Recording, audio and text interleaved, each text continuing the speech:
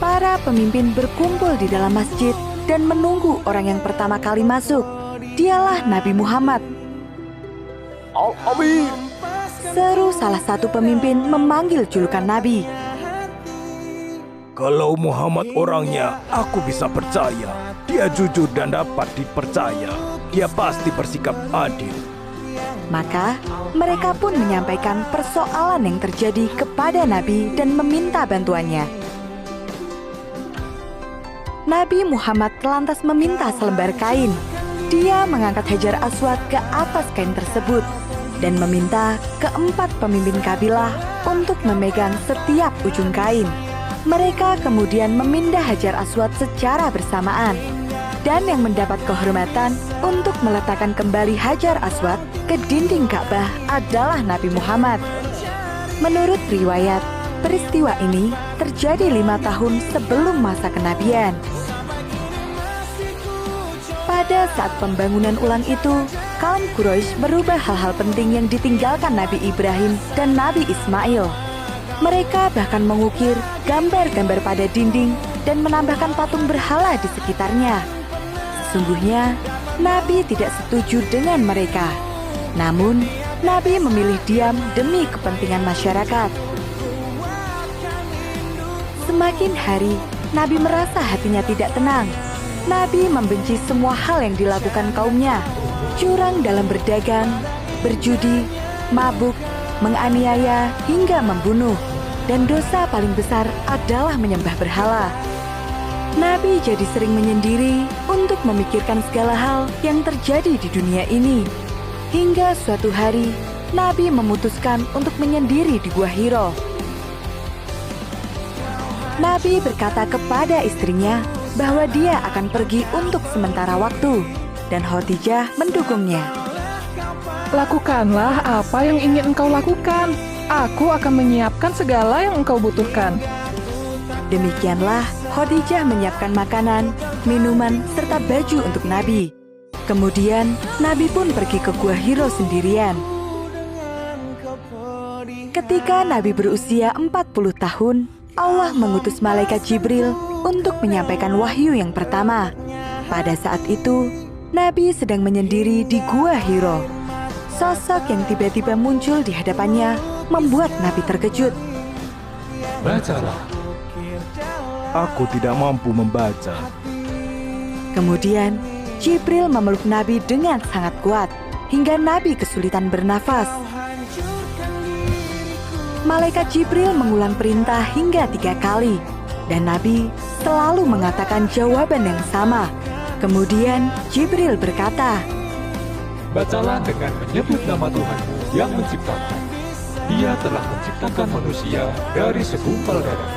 Bacalah dan Tuhanmu lah yang paling pemurah, yang mengajar manusia dengan perangkat kalam.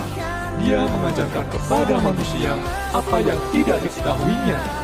Quran Surat Al-Alaq ayat 1-5. Selesai menyampaikan wahyu, malaikat Jibril menghilang. Badan Nabi langsung bergetar hebat. Dia pun berlari pulang. Sesampainya di rumah, Nabi berkata, Selimutilah aku. Khadijah segera mengambil selimut dan menyelimuti Nabi, menemaninya hingga Nabi merasa lebih tenang. Apa yang terjadi denganku ini? Kemudian, dia menceritakan hal yang baru saja dialami. Khadijah kemudian mengajak Nabi untuk menemui pamannya Warokah bin Naufal. Pamannya seorang pendeta yang mengenal Injil dan Taurat dengan baik.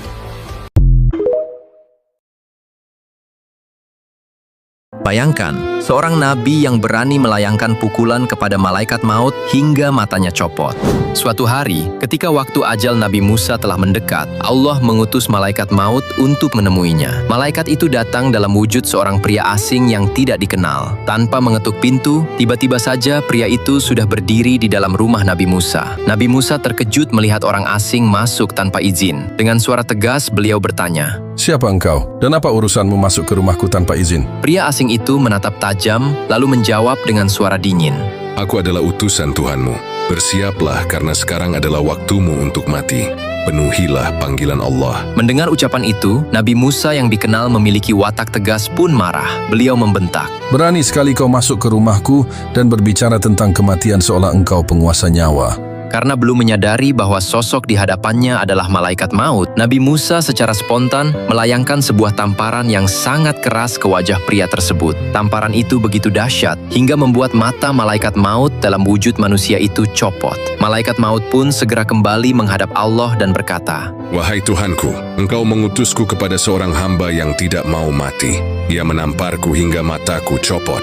Allah kemudian menyembuhkan mata malaikat itu seperti semula. Malaikat maut kembali menemui Nabi Musa dan menyampaikan pesan tersebut. Wahai Musa, Tuhanmu menyampaikan pesan kepadamu. Jika engkau ingin hidup lebih lama, letakkanlah tanganmu di atas punggung seekor sapi jantan. Setiap helai rambut yang tertutup oleh telapak tanganmu akan menjadi tambahan 1 tahun umur bagimu. Mendengar tawaran itu, Nabi Musa bertanya, Wahai Tuhanku, lalu setelah umur panjang itu habis, apa yang akan terjadi?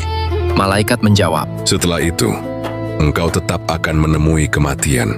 Mendengar jawaban itu, Nabi Musa berkata dengan tenang.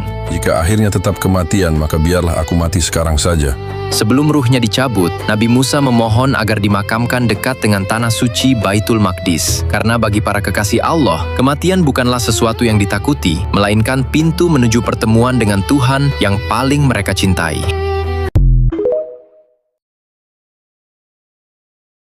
Ternyata dosa selama 80 tahun bisa diringankan hanya dengan membaca ini saja. Rasulullah Shallallahu Alaihi Wasallam bersabda, Barang siapa yang berselawat kepadaku pada hari Jumat sebanyak 80 kali, niscaya Allah akan mengampuni dosanya selama 80 tahun. Ada yang bertanya kepada beliau, Wahai Rasulullah, bagaimana cara berselawat kepadamu? Rasulullah menjawab, yaitu dengan membaca, Allahumma shalli ala Muhammadin abdika wa rasulika an-nabiyyil ummiyi. Bagikan kebaikan ini agar menjadi amal jariah kita.